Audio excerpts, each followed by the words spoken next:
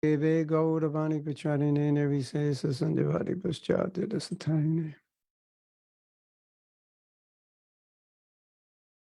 Oh, because Janmastami is coming up on Wednesday, then it's natural we would speak about it, right? You agree? So that's the topic for today. And also, obviously, Wednesday.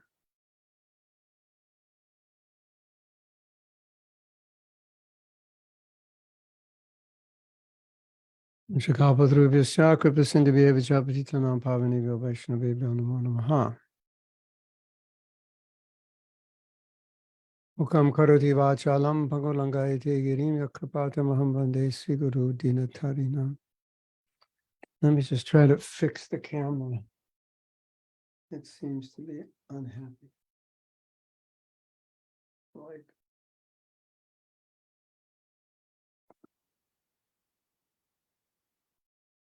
anyway, the best we can do.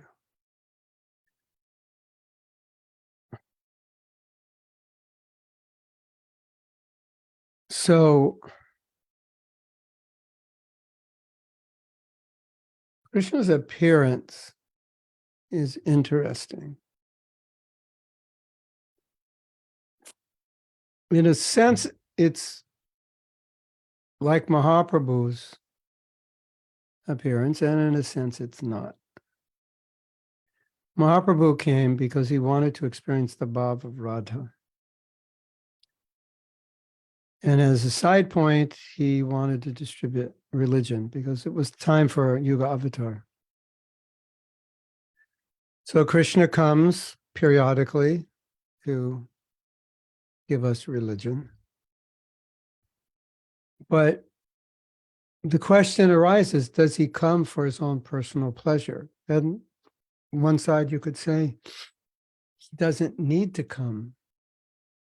But another side you could say, he can enact pastimes on earth that he doesn't enact in the spiritual world, so he likes to come for that.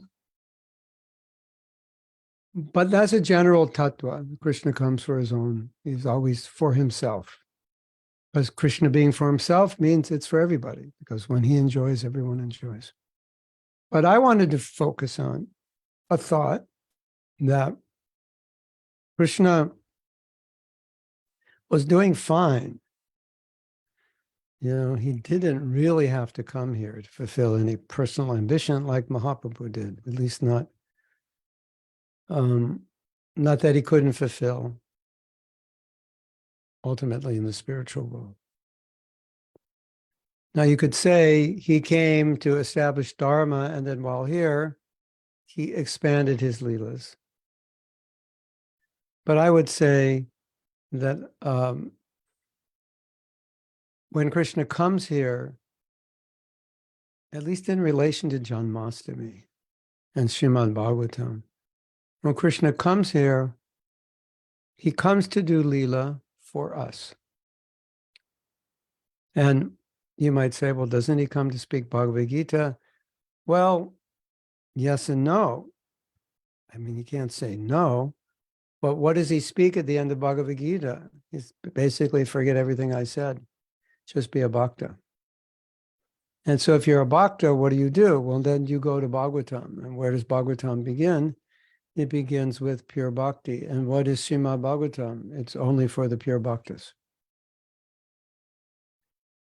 Amala Purana. Purana means history. Mala means dirt. Amala means pure. As the expression is creme de la creme, the cream of the cream. So Bhagavatam is the creme de la creme of the Puranas, but you could say the creme de la creme of all Vedas, because it's only about pure bhakti, and the essence of Shastra is pure bhakti. Right? I mean, that's what it's all about. If you don't get that, you kind of miss the boat, basically. You know what I mean? If you don't get pure bhakti, you know, like you weren't paying attention. So What are the main items of pure bhakti? Well, the first two are Shravana, hearing, Kirtanam, and speaking what you hear, glorify. Kirtan means glorifying. So it could be Kirtan as we know it, or it could be any form of prayer, any form of glorification, class, speaking to the public is all Kirtan. When your mouth is opening and closing, it's Kirtan, if it's about Krishna or topics related to Krishna. So now, if we look at the modern world, basically you have the people that have the greatest influence that ordinary people like to hear from are people who are great, have done something great. Either they've made a lot of money, they've invented something, they're stars in their particular field, whether it's music, movie industry, politics, sports. What else is there? Could be great artist. Someone who's done something great. But, in the modern world, it's business people, politicians, sports stars, actors, and musicians. They seem to dominate the role more than the intellectuals, because that kind of reflects a bit of where society's at. But, even great intellectuals become popular on YouTube, thinkers and so forth. And so, as you could see from YouTube and now all these podcasts, everybody likes to talk about interesting things. And of course, different people have different interests. But everybody likes to talk, speculate, pontificate. It's political season here in America. And so people like to talk about politics because it's speculation, because you don't know who's going to win. They like to talk about business. It's speculation. Sports, who's going to win the next game? Who's going to win the next boxing match? There's what's going to be the next invention? What's the next stock to invest in? So, in order to give us an opportunity to become Krishna conscious with Shravana Kirtanam, Krishna comes and does his Leela. Otherwise, we would be doing Shravana Kirtan about politics, sports, business, or whatever one else does. So that's part of the glory of the Bhagavatam. So, of course, 10th canto is the creme de la creme of the creme de la creme of Srimad Bhagavatam. But all the Bhagavatam is about devotees or about things in relation to Krishna. So in one sense, every chapter of the Bhagavatam is as good as every other chapter. But simultaneously, the spiritual world, you can have everything equal and something better also. And so Bhagavatam, the whole Bhagavatam prepares us so that we can absorb the 10th canto, Janma Karma Chame Divyam, Krishna says. Now, if you know my birth and activities, then you'll go back to Godhead. I just heard a little clip today, and Prabhupada was talking about Janmastami, and he was making that exact point. If you know Krishna, if you understand Krishna as a supreme, if you understand his actions are not like an ordinary person, etc., then you go back to Godhead. That's what Prabhupada said, because that's the verse. Janma karma chame divyam. Janma means birth, karma means action. Janma chame divyam. Divyam means transcendental. May, you can understand, means mine. Evam yo veti tattvataha. Beti means to know. Tattva means the truth. You actually know who I am. It's not like you think Krishna is some impersonal aspect of Brahman, or a personal aspect of Brahman, or some mixed up idea. Evam yoveti tattva takta dehar puna janma. When you give this body, naiti mameti sarjuna, you won't come back. So that's why Prabhupada was saying, if you understand who Krishna is, if you understand his leelas, how he took birth, and so forth, tatvata, in truth, which we hear from Bhagavatam, which we hear from the bona fide spiritual master, and we hear and chant and glorify that and act. Okay, if I understand Krishna's God, how will I act? Well, I'll care more about what he wants than what I want. I'll care more about what he feels than what I feel. So there's a context to that. It's not, okay, I read Bhagavatam, I'm going back to Godhead. there's an understanding that when you know those things, you surrender. That's like, that's the in between the lines of that verse. That's the idea. If I understand who Krishna is, what would I do? Well, I would serve him. So the Bhagavatam, especially the 10th canto, is giving us this opportunity to engage our speaking, kirtanam, and our shravanam, in hearing. Now, you probably understand this, but I'm going to state it anyway because I think it's worth stating. When we hear something, it has a huge effect on our consciousness, doesn't it? Like you're trying to make a decision and you ask a friend, what should I do? And if the friend is very convinced, they're very convincing, oh, you should definitely do this. I did that other thing. It doesn't work. It's just a waste of time, a waste of money. Don't do it. Probably you'll do what they say because that hearing is so powerful in adjusting your consciousness. If you hear that someone is bad, they're a bad person, when you meet them, you don't like them. You don't even know them, but you just heard something bad. So what we hear has tremendous effect. Have you ever heard something and it just awakened determination within you? Oh yeah, I need to do this. I need to take care of this. I need to be more, whatever. Yeah, it's powerful. Or you hear a class and you say, I really needed to hear that class. Like my mind was cloudy and I needed to hear that.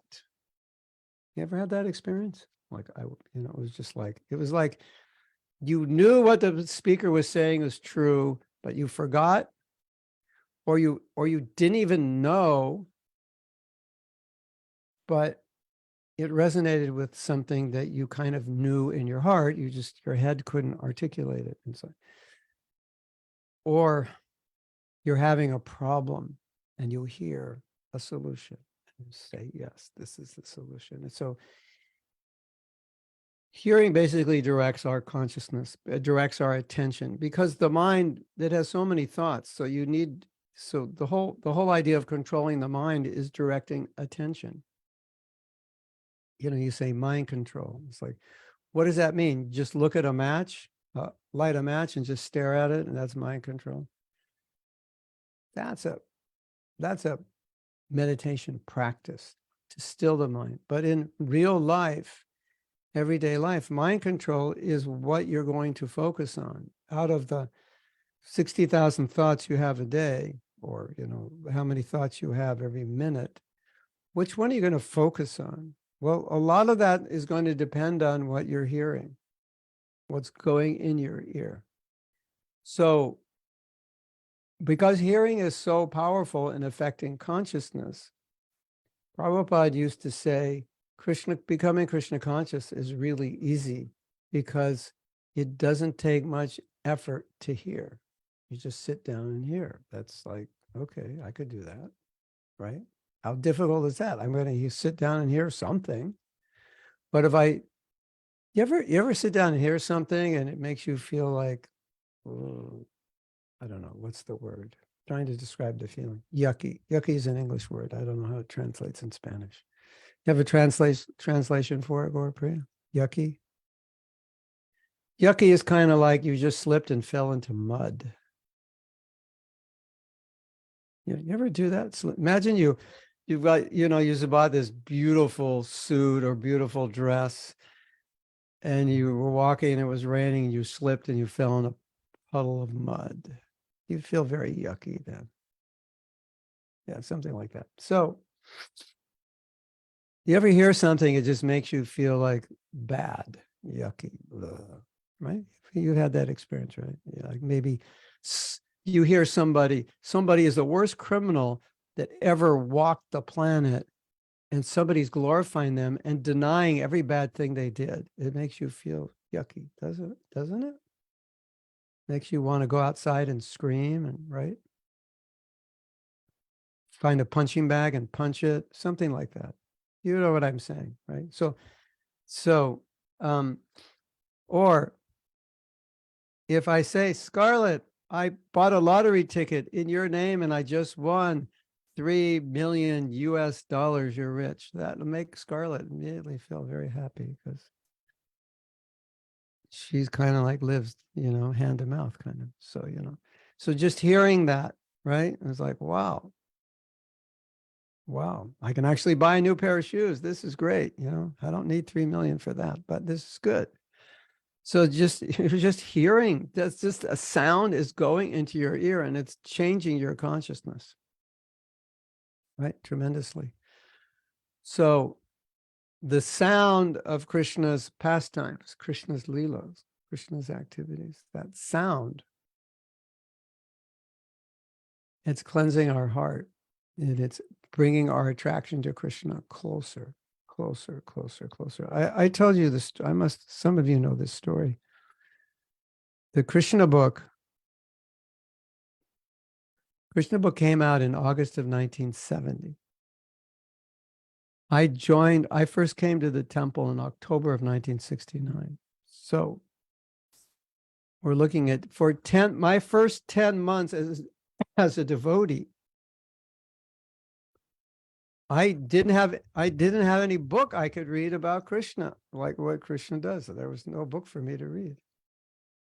Like I didn't know what he did. Isn't that weird? Don't you think that's weird? I mean, I knew Bhagavad Gita, but like in terms of what he does, we heard in lectures some things Prabhupada said, but in general, I didn't know.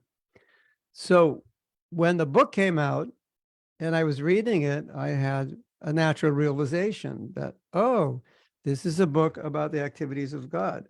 And now I'm reading it for the first time and realizing, and you could imagine what I'm realizing. Yeah, like no one on the planet knows this outside of some Indians who've read Srimad Bhagavatam.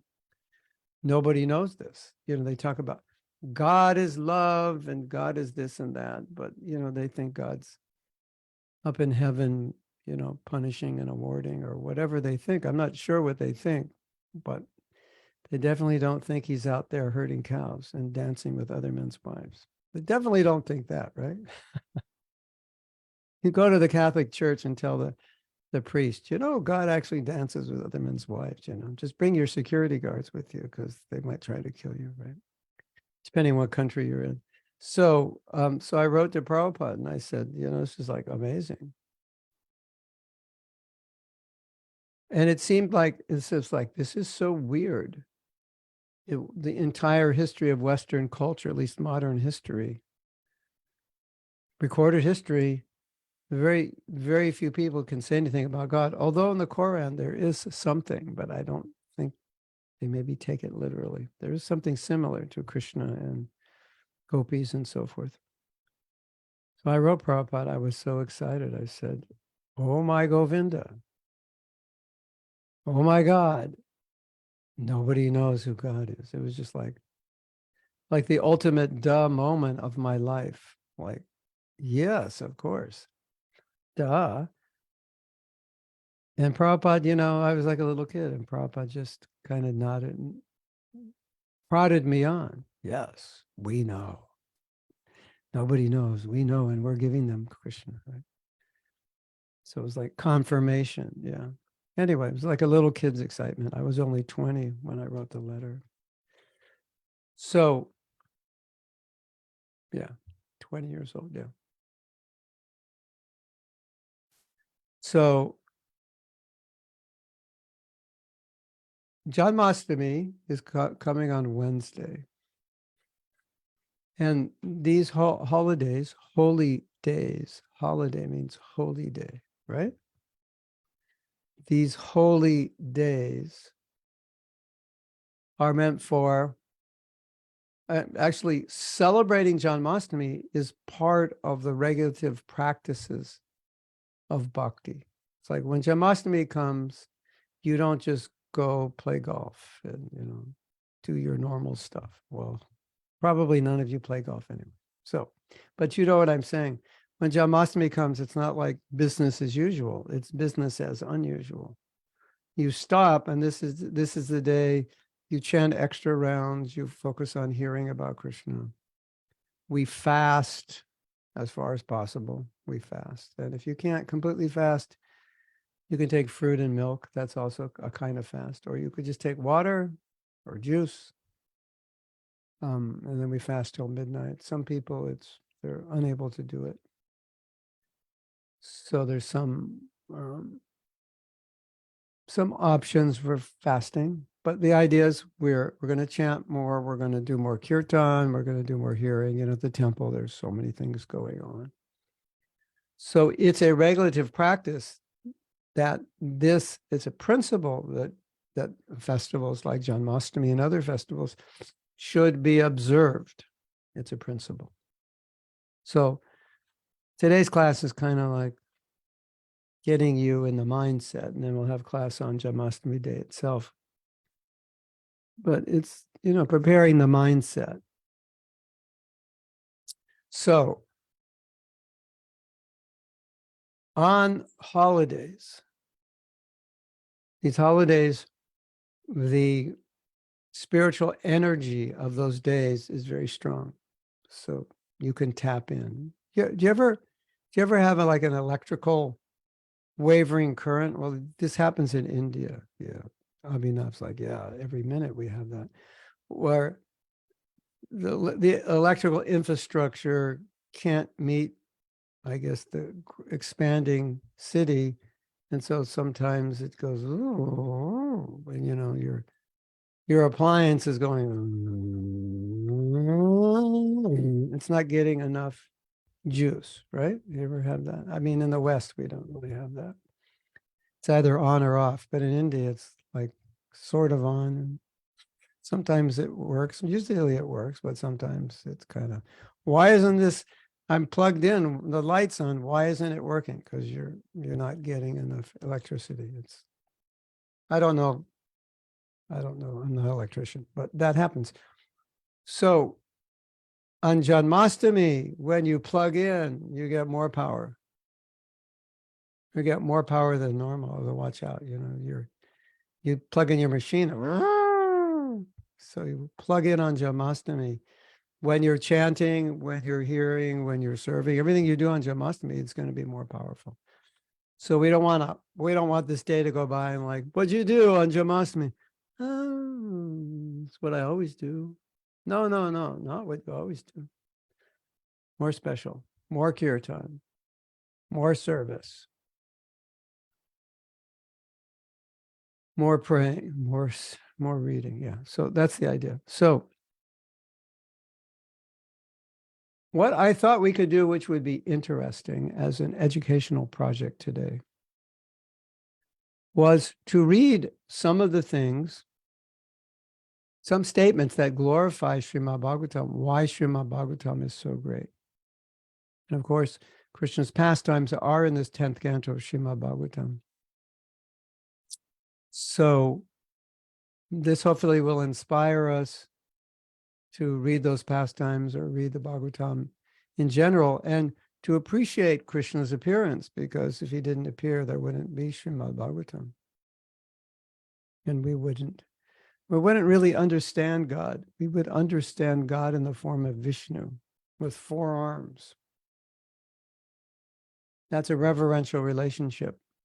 If you read the book Bhagavatamrita, Brihad Bhagavatamrita, a cowherd boy, or one who is in the relationship of a cowherd boy, is traveling on his way back to Vaikuntha, back to the spiritual world, to find where he fits, because there are different gradations in the spiritual world, and the highest is in Vrindavan. That's where Krishna and Radha are.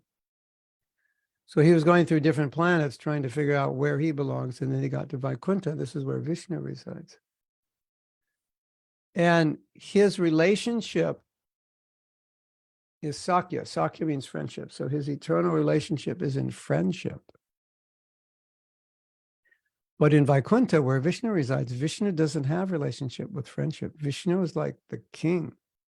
And the average citizen can't just go up to the king and go, hey, king, what's up? Yo, king, what's going down? You can't do that. It's like, your majesty, your highness, May I inquire from you, submissively asking, it's like that.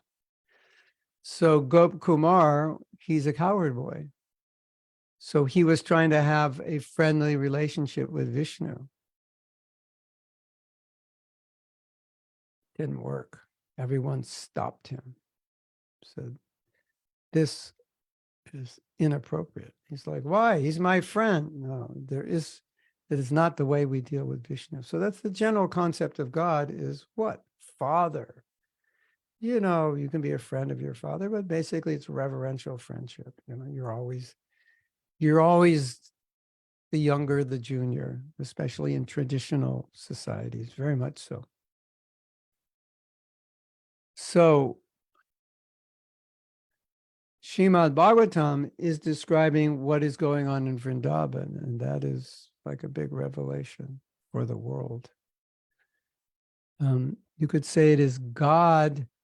It is God when he goes home and takes off his business clothes and puts on his casual clothes and knocks his shoes off.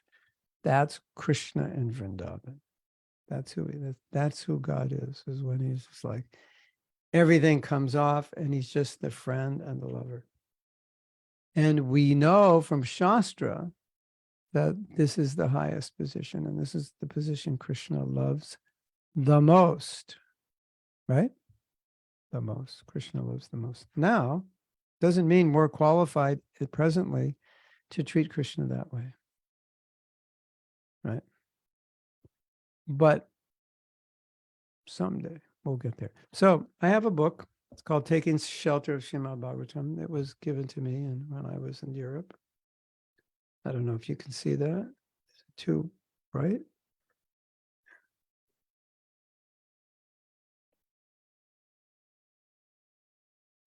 And there's a chapter. It's the last chapter, the Glories of the Bhagavatam. I thought we could read it and discuss it. It would be interesting because Krishna's activities are in the Bhagavatam. And ultimately, like we said, the whole Bhagavatam is just written, in one sense you could say, is written so we can become qualified to read the 10th canto. That's interesting, right? The sages of Naimisharanya requested Sutta Goswami, please describe the characteristics of the Bhagavatam, its authenticity, the process for hearing it, and the symptoms of the speaker and the listener. Srila Sutta Goswami replied, the characteristics of Srimad Bhagavatam and the personality of Godhead are both eternal, full of knowledge, and felicidad, bliss. The transcendental nectarian palabras, words which come from the mouths of those whose hearts are attached to Krishna, are Srimad Bhagavatam. So,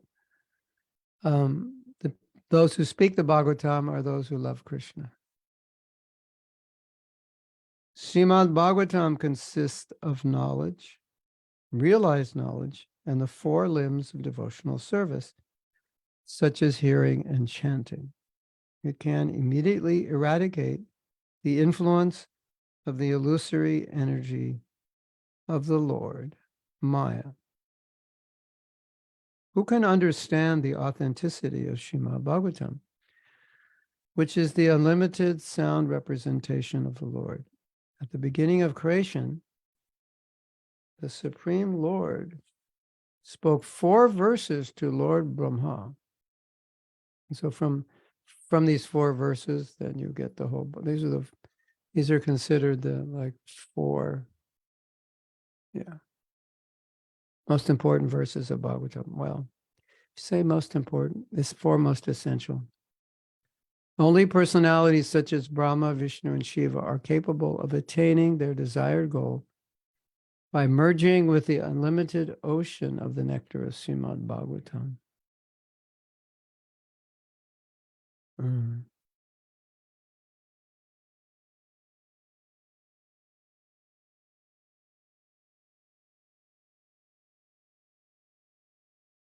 Srimad Bhagavatam is the description of the conversation between Parikshit Maharaj and Sukadev Goswami given by Srila Vedavyas for the benefit of the less intelligent. Srimad Bhagavatam consists of 18,000 verses. On higher planets, there are more verses. Did you know that? But, we don't live as long, so we don't need as many. And our brains aren't as great. It is the only shelter for those who are captured by the crocodile of Kali. Sutta Goswami then described the symptoms of the listeners of the Bhagavatam. And this is interesting. There are two types of listeners, superior and inferior. There are 4 kinds of superior listeners: the Chataka bird, the swan, the parrot, and the fish. Chataka bird, swan, parrot, and fish. So the listeners will be compared to these animals. The Chataka bird, Chataka is a thunderbird. You have thunderbird in Mexico or India? In English, it's called thunderbird. In Sanskrit, Chataka. What's it called in Hindi? Same thing? Chatak. Yeah? Chatak. Okay. Chatak only. Okay.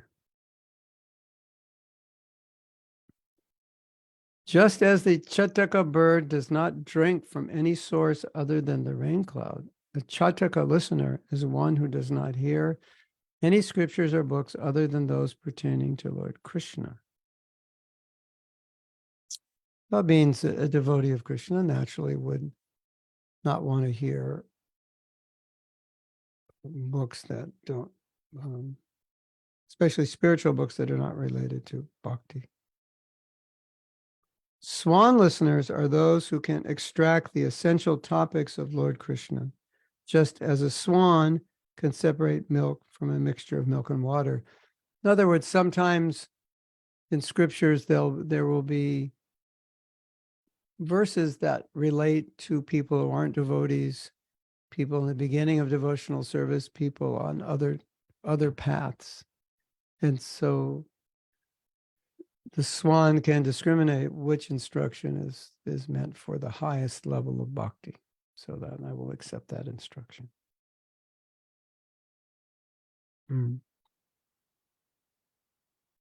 Those who can eloquently repeat the things as they heard from the scriptures are called as parrot listeners, in analogy to a parrot's ability to recite anything it is taught by its master and others. Of course, Prabhupada talks about a parrot, and he said, don't repeat scripture like a parrot, because whatever a parrot is repeating, they don't understand. So you understand it, then you repeat it. Repeat with realization, not just like a parrot. You can give a whole class and you don't even understand what you're saying. Although there is an example of this, that sometimes this is like very interesting. But sometimes when you speak, you try to represent Krishna consciousness and you speak. You might say something which is very deep and not even realize that you said it, or not even you said it, but you can't even explain it. It was like Krishna put the words in your mouth. You said the right thing. You explained it properly, but you didn't even understand it. So that can happen. Like Krishna can use you as a vehicle to explain something maybe you don't fully realize, but you explained it correctly. So that does happen. But when Prabhupada talks about parroting, Prabhupada means you should try to understand everything. And then when you understand it, you speak. But in the process of speaking, sometimes you explain things as you've heard them, as you've understood them. But you might explain something you don't even understand, but you explain it correctly. That's interesting, isn't it? And an example of this, which is just a little difficult to understand, was Vyasadeva. He compiled all the Vedas. He's the compiler of the Vedas and all the Shastras, the Puranas, Upanishads, everything, the four Vedas. And it's said that, and of course, Vyasadeva spoke the Bhagavatam to Shukadeva Goswami. Shukadeva is his son, and he spoke the Bhagavatam. And there's a verse, Lord Shiva said, this is quite interesting. Vyasadeva speaks the Bhagavatam to his son while his son is in the womb.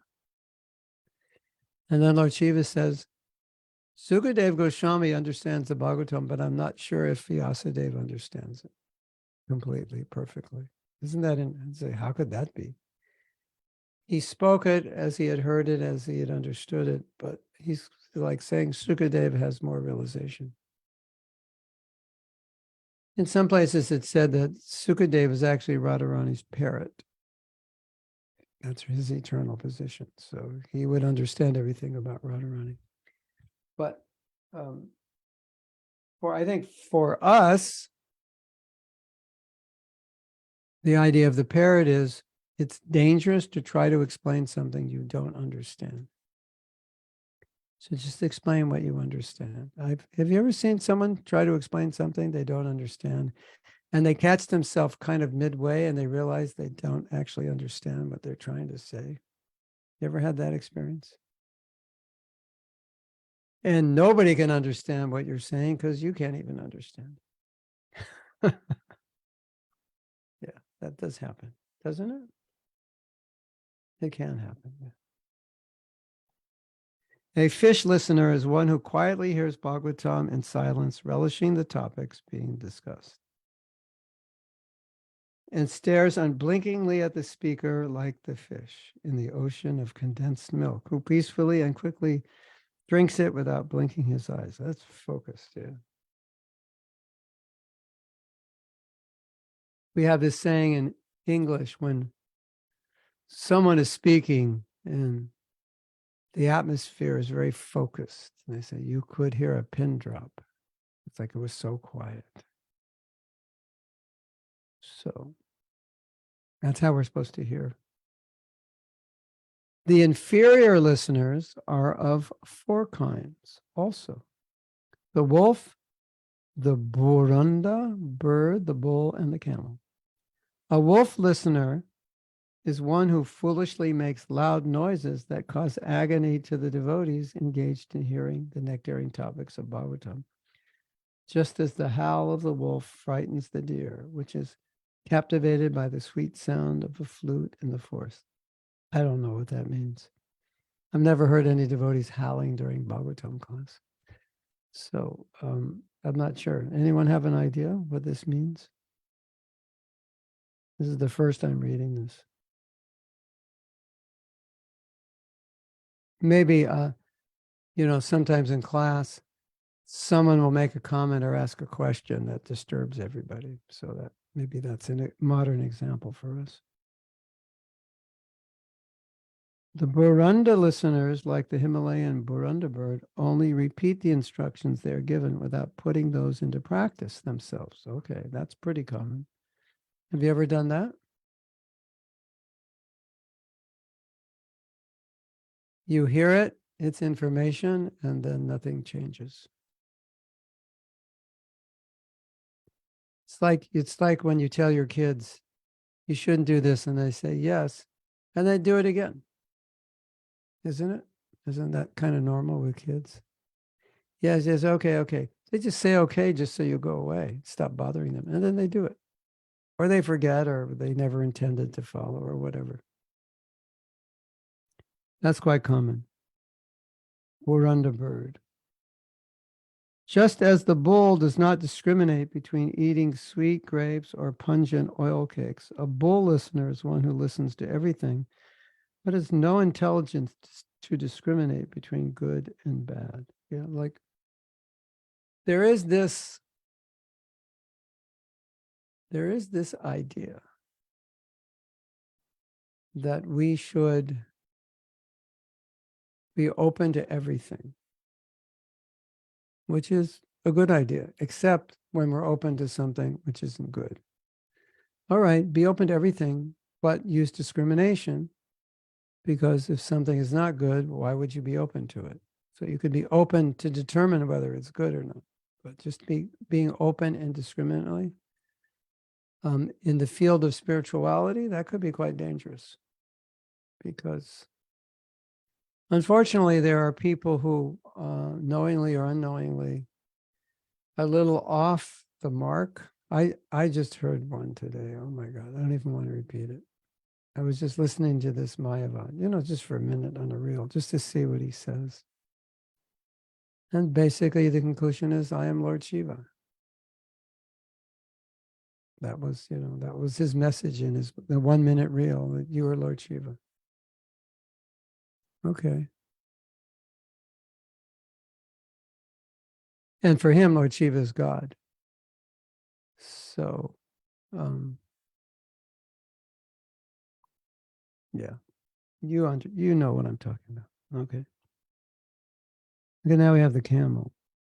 Like a camel who ignores luscious mango leaves in favor of a handful of bitter neem leaves, a camel listener ignores the narrations of the Lord's sweet pastimes in favor of mundane worldly topics. Or maybe there are mundane things within the spiritual discussion, and that becomes their focus more than the essential teachings. Does that make sense? Like more attracted to the non-essential than the essential. Sutta Goswami further described other sub-classifications, such as bumblebees and asses, which can be understood by the symptoms of their normal behavior. Well, bumblebees, we have this example of bumblebees. It comes up often. And we have this example, which is, it's kind of interesting that I don't think this is used in the world in general. That we say that hearing about Krishna is nectar. So we say the sound is nectar, and nectar goes in the ear. It's nectar from my ear, or sometimes nectar from my eyes. Yeah. So the bumblebee, what do? They get nectar from the flowers, right? And so the devotee is like a bumblebee, and wherever there is nectar to hear or nectar to see, nectar to discuss, which means nectar about Krishna, the devotee gravitates towards that. So we're all supposed to be like bumblebees, looking for sweet nectar, right? Because there's a lot of poison in the world. So if we're not careful, we'll start taking poison as nectar. There's a song. You know that song by Govinda Das? It's Prabhupada's favorite song, Hari Hari Bipale Janamagainam. Although I've taken human birth,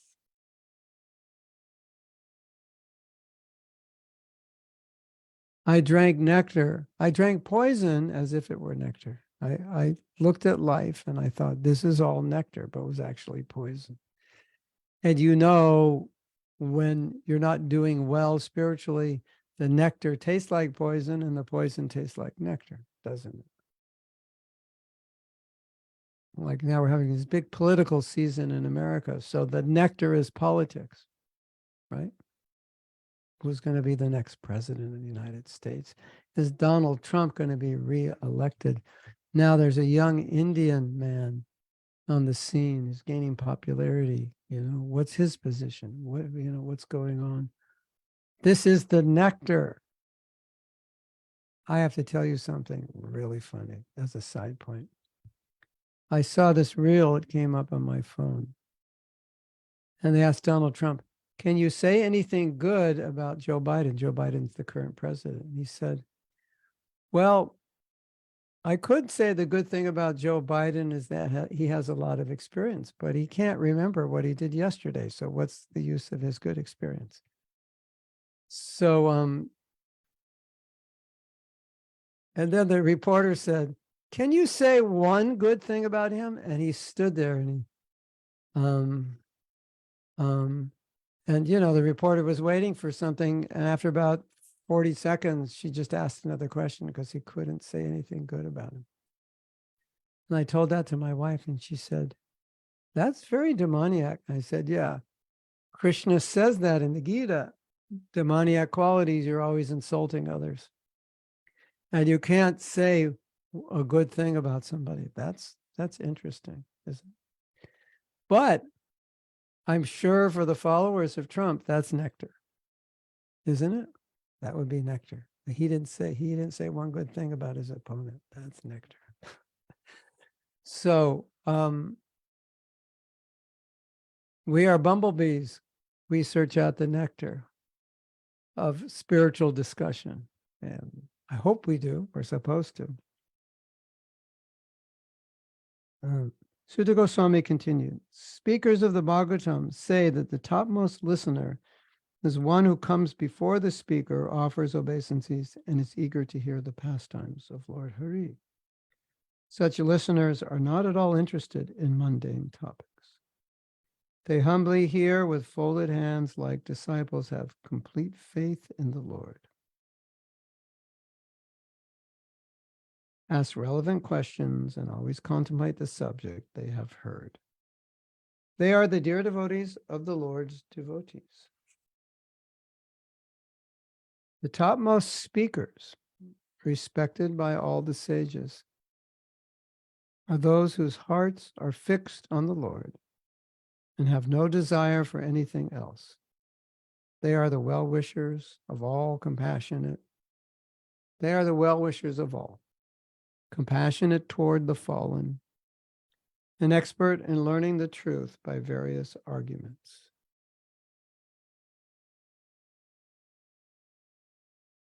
Yeah, so this is important. If you're going to speak, qualification for speaking, compassionate. Like, we're not speaking to become famous. I'm not speaking for personal motivation. I'm only speaking to help my audience. I'm not speaking so they'll like me.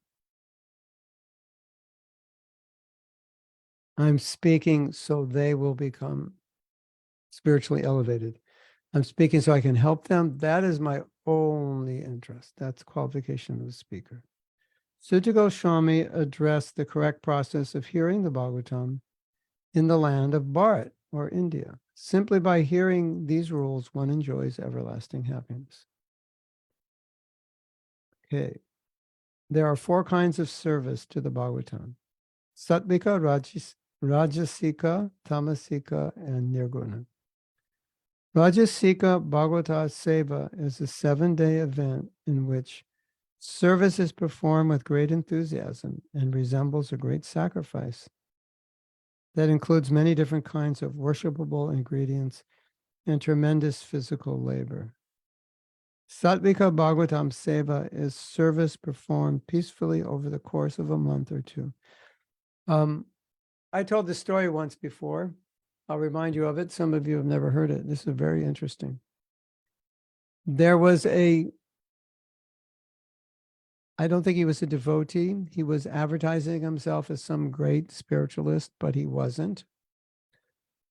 And he was doing a Bhagavatam Katha, which was described here, 7 days of reading and reciting Bhagavatam. And Gorkishore Das Babaji was across the street. And when the Bhagavatam recitation was finished, Gorkishore Das Babaji asked his servant, he said, "Go clean the place. It's contaminated." And said, "How is it contaminated? He just recited Bhagavatam." He said, he didn't recite Bhagavatam. He recited money, money, money. So that was his only interest, in attracting a crowd and charging them money, or attracting a crowd so he could get donations. So that was his only interest. So we have to clean the place up. Hare Krishna. What do you think of that?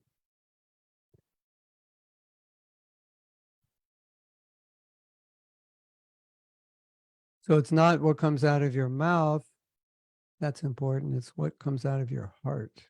And the right thing can come out of your mouth while the wrong thing comes out of your heart. So really it's the wrong thing. It just sounds like the right thing, but really it's the wrong thing because the motive is to manipulate in some way, manipulate people for your personal gain. And that is not, therefore, that sound, even though he was describing Krishna Lila, it was impure. Wow. Okay. This next section is not really relevant to us. Mm.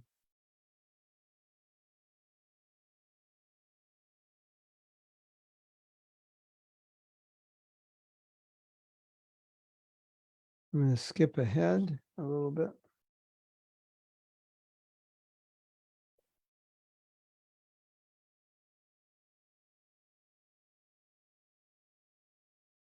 Anyone who is absorbed in discussing the topics of Srimad Bhagavatam should be served with one's body and wealth. By doing so, one can obtain the results of serving Srimad Bhagavatam.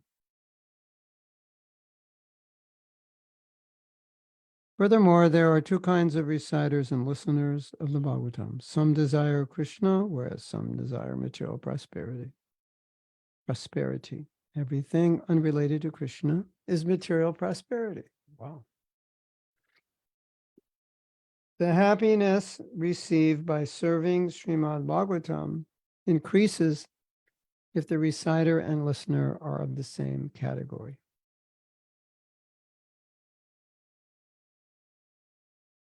Like in the Bhagavatam, Prabhupada explains that. He said the speaker is giving a seed in the form of knowledge, and the receiver is planting the seed in their heart. So the seed has to be strong, which means the speaker has to be a pure devotee or a practicing pure devotee.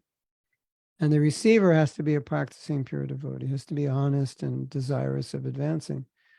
Because if I put a good seed in bad soil, it won't sprout. If I put a bad seed in good soil, it won't sprout. So you need a good speaker and a good listener, then it works. And what's the example Prabhupada gives? The husband must be potent and the wife must be fertile. And then there can be, so there can be birth. We're trying to give birth to Krishna within our heart. And so the group plants the seed and then our heart has to be fertile and then the seed will grow. Right? Correct? Correcto. DK. Tak. Pravda. Who else do we have here? How do you say it in Croatian? Tak? Or you have some other word? Taco. Taco. Yeah. I'll just say taco. That makes me hungry though when I say taco. Okay. If both the speaker and the listener follow the rules and regulations, they become successful in their pursuit of material success. Wow. Where's this from? But those who speak and listen on a transcendental level and whose hearts are attracted only to Krishna will surely attain him, even if they do not follow any rules and regulations, because love for the Lord is the only rule. What this is saying is that someone who's interested in material advancement may want to listen to the Bhagavatam because they'll think, if I hear the Bhagavatam, it's pious activity and I'll get pious benefit. And it's true, it is. Anything spiritual,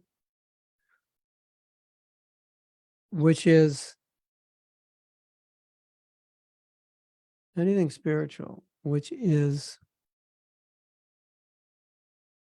don't employ for your own spiritual advancement, it's still pious. Because you're hearing it, you're getting material good karma. And so like if somebody hears us chanting on the street, they go by, even if they're antagonistic to it, they will get some good karma. It's, obviously the benefit is meant to be spiritual, but the material benefit is there.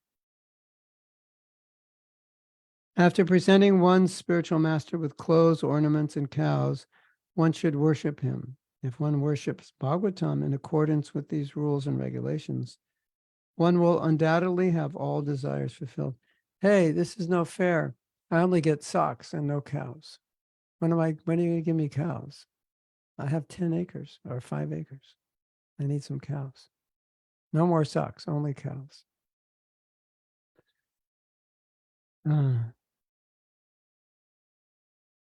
However, such ambitions, someone who cares only about material things can get whatever one wants, be it a beautiful spouse, children, a kingdom, or fortune. However, such ambitions are a mockery of the stature of Bhagavatam. So, in other words,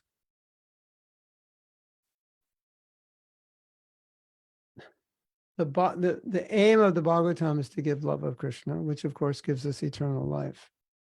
And so that's why it exists. So if I use the Bhagavatam for some other reason, it's making a mockery of the Bhagavatam. It's making fun of it. It's misusing it, kind of like using a car to knock down a wall or something. We have to knock this wall down. Okay, let's get my car. We'll smash into it. No, that's not what the car's for.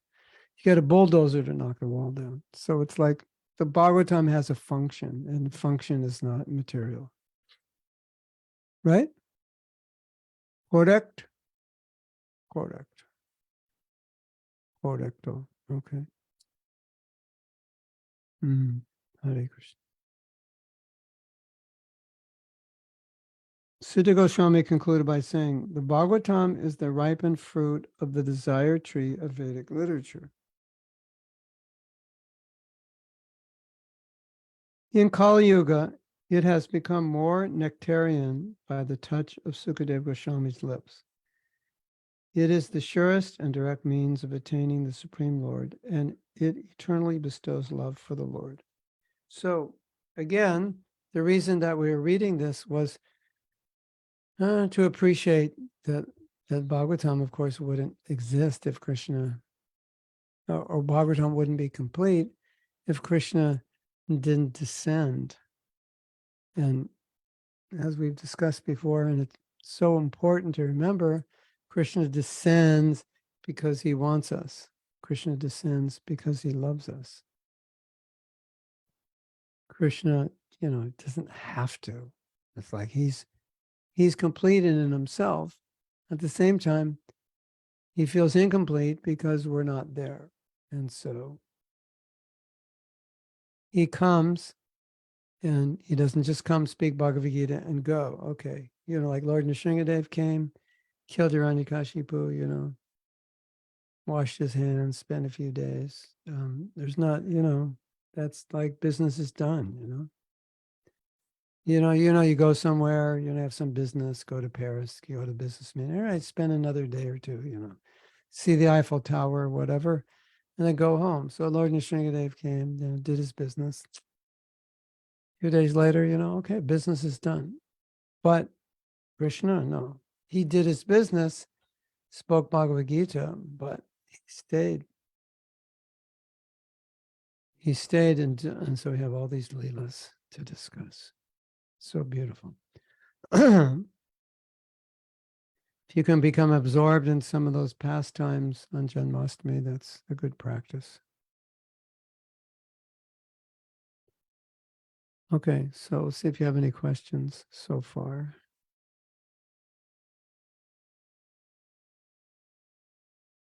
So I have to go back to the top. Low voltage. The country of low voltage. That should be on your flag.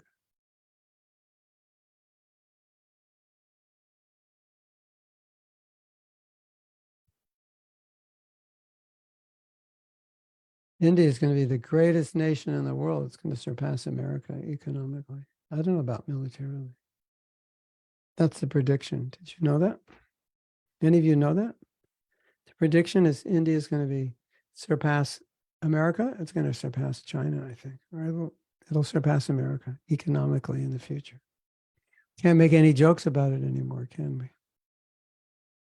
You Indians will be making jokes about Americans. So,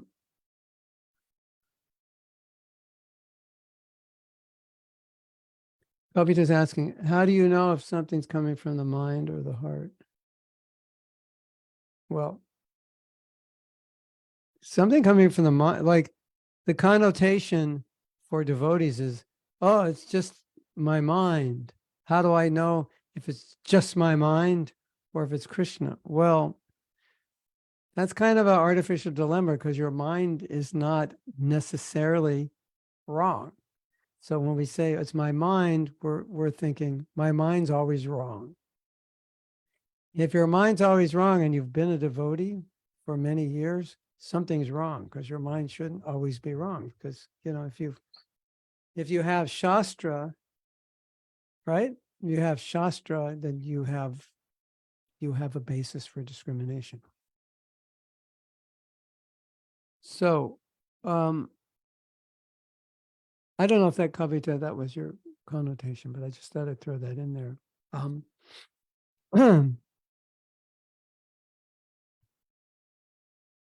Mind is where facts are registered, and heart is where emotions are felt, experienced. So if something is mind, then it's a thought. If something is heart, it's a feeling. But I'm not sure. I think you were asking like how to know if you can trust your mind. But that's a perennial question. How do I know?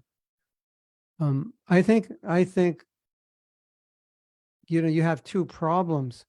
Trusting your mind when your mind is telling you to do something you shouldn't, and not trusting your mind when your mind is telling you to do something you should. Like just doubting yourself. So, like, and then the worst case scenarios, when your mind tells you to do something Krishna conscious, you doubt it, and when it tells you to do something else, you don't. But what I think is interesting is sometimes you say, I don't know if what I'm thinking is right. Well, then ask, how do you feel? How do you feel about it? Because sometimes you say, Zach, I feel like this is the correct thing. Probably is. I feel like this is wrong. Probably is wrong. So sometimes you can check in your feelings. It's like, not always, because sometimes you may just not understand something. So you feel bad about it when you shouldn't. But anyway, it's a checkpoint also. How do you feel about doing this? I have this idea, but I feel it's a good idea. I feel it'll help me spiritually, and probably is a good idea. I feel like maybe I don't need to do this. Maybe it's extravagant, or maybe if I were more advanced, I wouldn't need to do it, but I feel like I need to do it now. So, and then once you come up with your idea, go to a senior devotee and say, this is who I am. This is what I'm thinking. What do you think about my reasoning? Or you can go to 3 people if you want to make sure, if it's a big decision. But the main difference between what's coming from the mind and heart is, in the mind there are thoughts, and in the heart there are feelings. Thinking, feeling, willing. But thinking doesn't always become feeling, and feeling doesn't always become willing. There are 3 components of the function of the mind, right? If everything you thought became willing, you'd probably be having 10 life sentences by now, isn't it? You might, like have committed many, many crimes in your life if every thought became an action. So fortunately, there's thinking and there's feeling and there's willing. So Krishna, he gives us a choice. Okay, you're thinking this, you can choose what you want to do with your thoughts. Maybe this is a bad thought, so you let it go. You don't want to feel it. Or maybe you're feeling something, but you don't have to act on it. Krishna's given us that power. So that's good, right? Now, a lot of us think whatever we feel we have to act on. That's not entirely true. Difficult for some, to not act in how they feel. But we do it all the time because our feelings aren't always appropriate or not always appropriate to the time and place. So we don't act on it. Okay. It's not what comes out of your mouth, it's come out of your heart. Where's that from? Did I say that? Yes, you did. I was thinking somebody could argue. Yeah, it's contextual. That's why I was understanding it. Oh, yeah, that's the problem with these quotes. When you take them out of context, they're like, oh, why would I say that? Now I understand. Yeah. Okay.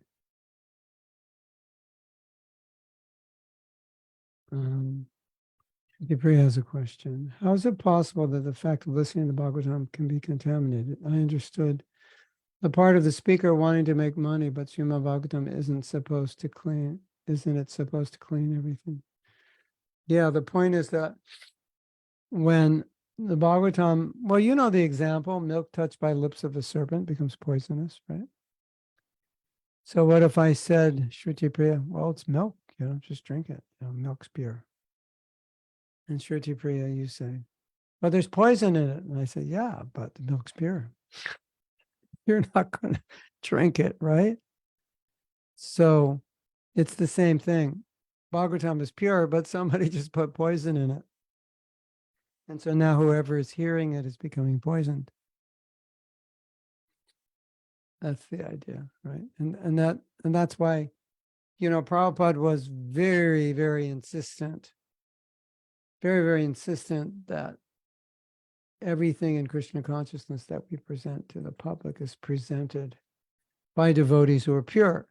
And what did he mean by devotees who are pure? He meant devotees who are chanting their rounds, following the principles, and whose motives are to please Guru and Krishna. They don't have personal agendas. He said, those devotees, they are qualified.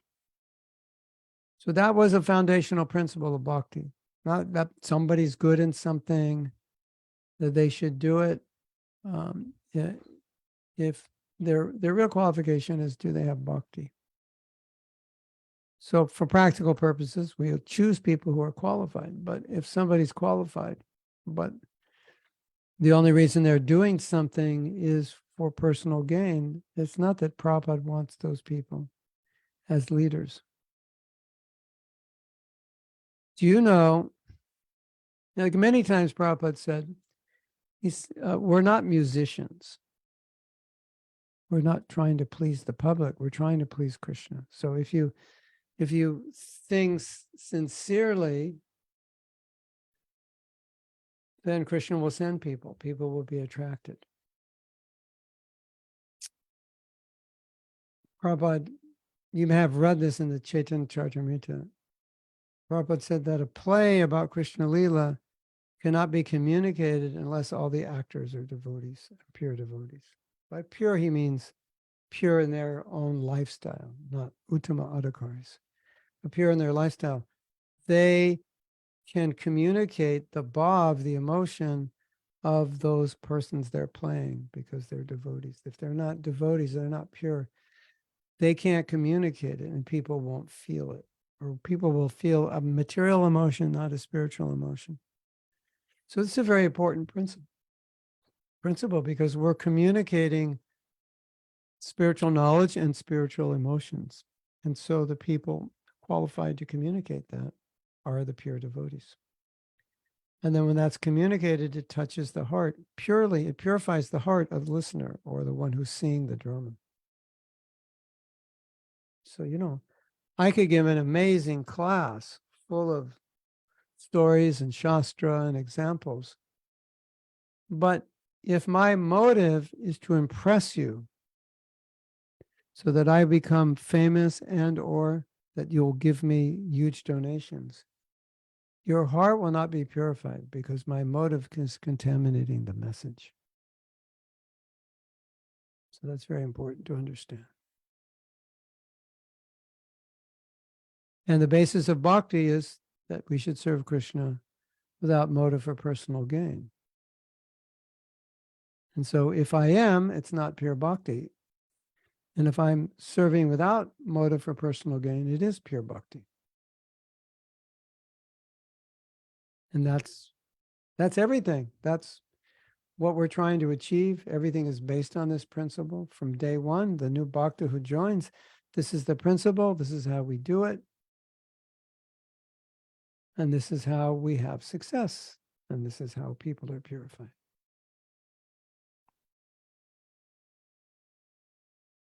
I mentioned a few weeks ago that sometimes we do something because we want to get recognition from others, right? So I could sing a kirtan, and so I'll sing this kirtan and I'll be thinking something like, oh, I hope others appreciate that I'm a great singer, that I have a beautiful voice, that I have lots of bhakti and so forth. So I'm really chanting to please them to get their appreciation. But really, I should be chanting to please Krishna to get his appreciation, right? Have you ever done something to get someone else's appreciation when it was actually for Krishna and it should have been for his appreciation? So we get it backwards, right? Like it's totally backwards, isn't it? I'm doing something so you'll appreciate me when I should be doing something so Krishna appreciates me. Like he's the one I'm trying to like impress, so to speak. So that's what we're trying, we come as conditioned souls with that tendency. But everything in devotional service is about pure bhakti. Right? Yes or yes?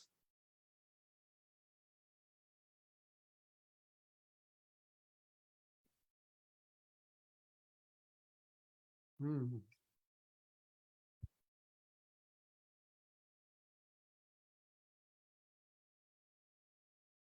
So Prabhupada's given us a pure movement. We don't want to like contaminate it.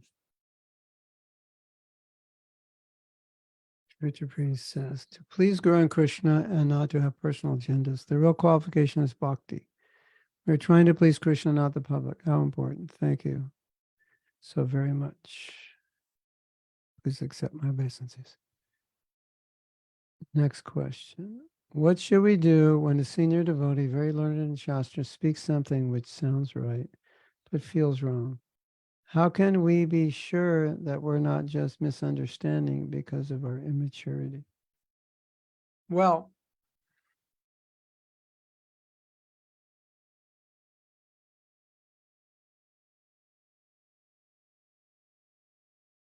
I think the reality is that not every speaker is going to inspire everybody. And I think we see that.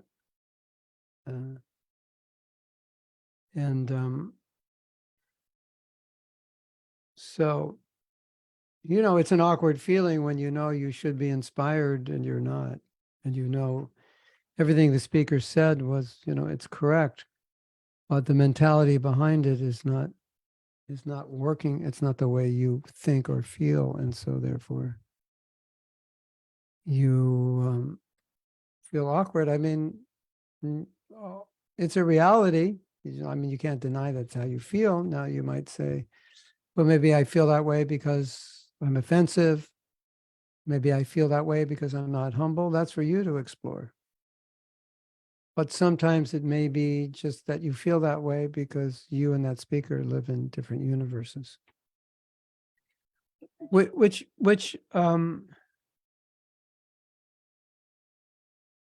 also there may be a difference in ashram. So that's why you live in different universes. There may be a difference of time they've been in devotional service. There may be a difference in experience and so forth. Although those differences don't necessarily have to create differences, as they don't in every situation. But sometimes they do. Sometimes the context of the speaker is not your context, and that's why you're understanding what they're saying, but not the way they're intending it.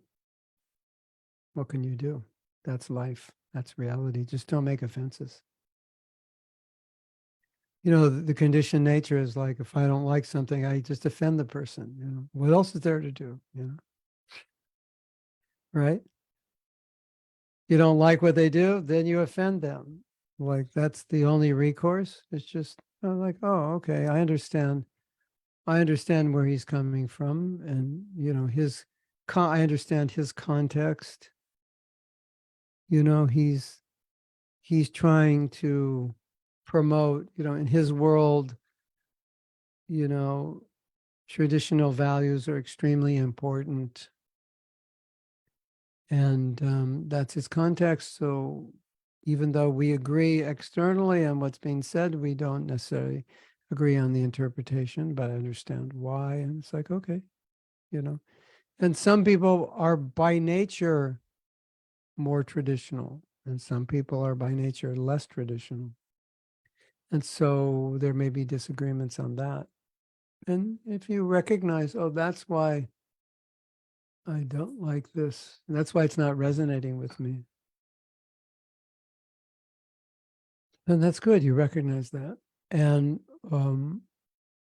deal with it in a respectful way. And maybe just listen and say, okay, well, at least it's information. This is how he sees it, and I don't see it that way, but let me try to understand why someone would see it that way. Maybe there's something there I can gain from. And maybe there isn't, but I can try. And then it's natural.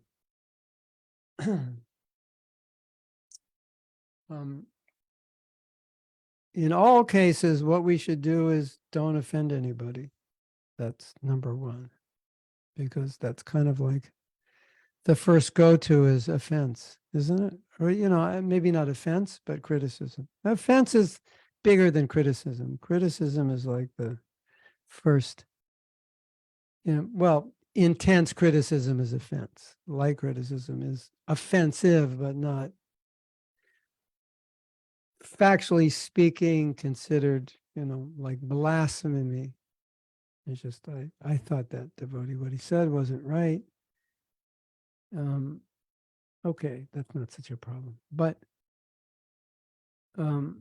as conditioned souls, you know, we have that tendency to criticize and offend. So just be careful.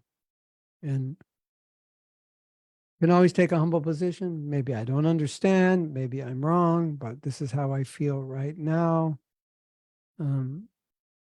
Sometimes this happens when we hear something and it's like so different from what we think Prabhupada's mood is, or so different from our spiritual master's mood or the moods of others.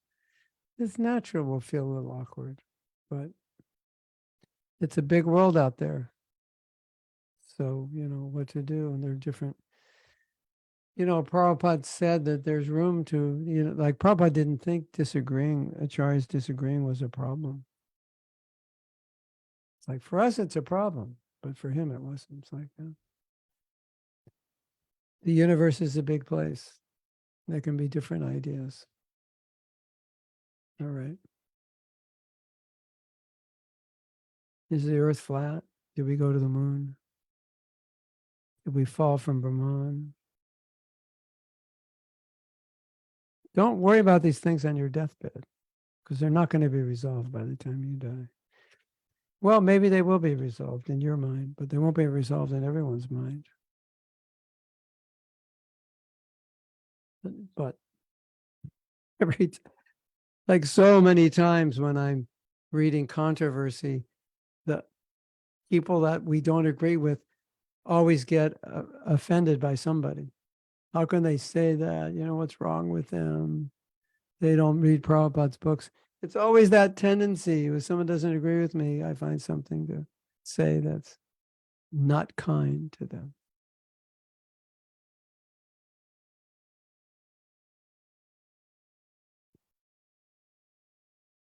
So just be careful.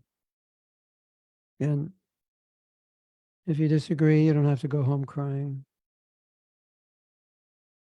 thinking you're the worst entity that has ever walked the planet. It's natural. We won't all agree. And as you become more senior in Krishna consciousness, you can philosophize why you don't agree more specifically, which gives you some solace so you don't come home crying because you actually know this is why I don't agree. And these are all the things Prabhupada said. And this is the Shastric reference. And I see he's interpolating it in this way based on this assumption he's making about whatever Western culture, women, etc. And so you're like, you're okay because you've philosophized it all and you're secure in your own realization and it doesn't bother you. And it's like, whatever. Everyone's different. You've noticed that, right? Everyone's different. Yeah. If everyone were just like me, I'd be kind of kind of get sick of everybody. We want variety, right? You go, no, if everyone were like you, it'd be so nice. No, you get bored. Everyone would be doing the same thing. You know that little exercise we do? If everyone were like me, what would the world be like? Well, that's a scary thought, right?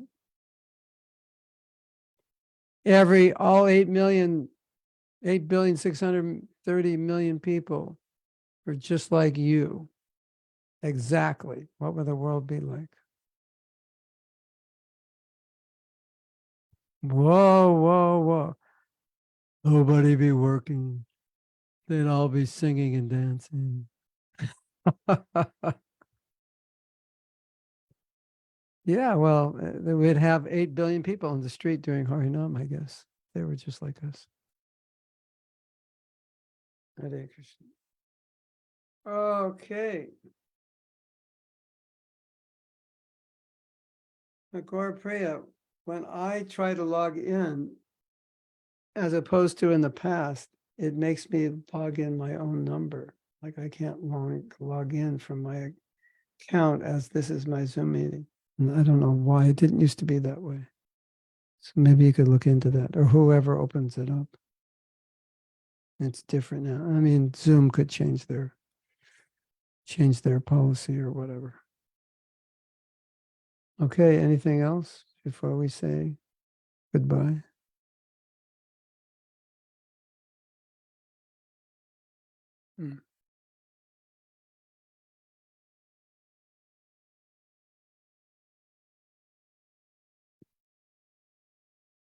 Well, Chaitanya Dasi, one way you could understand if you're not misunderstanding is ask him or her.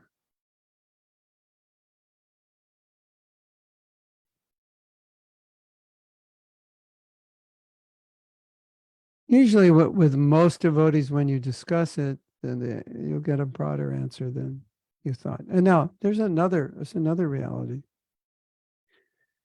When you're giving Srimad Bhagavatam class, you have a verse and a purport and you're trying to stick to that, right? So if you're actually giving a proper class, you don't want to give a class that talks about everything under the sun except what's in that verse, which you've probably heard classes like that, haven't you? And the question you ask at the end of the class is, could you say something about the verse? Embarrass them. But I've heard those questions before. But there are, if you're actually going to try to give a class based, that's just pretty much focused on what is in the verse, what are in the words of the verse, what is in the purport. It could have limitations, whereas you ask the speaker, why did you say this and that? Is that what you believe? And he says, well, there's more I could have said, but it wasn't in the verse, so I didn't say it. So it could be that also. So that's possible. So you may think, oh, this speaker is very narrow, very limited in how he sees Krishna consciousness. But no, it was just the verse.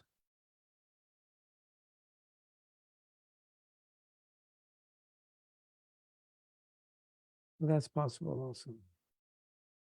Hare Krishna. Okay, the party's over. Hare Krishna Guru Dev, please accept my humble obeisances.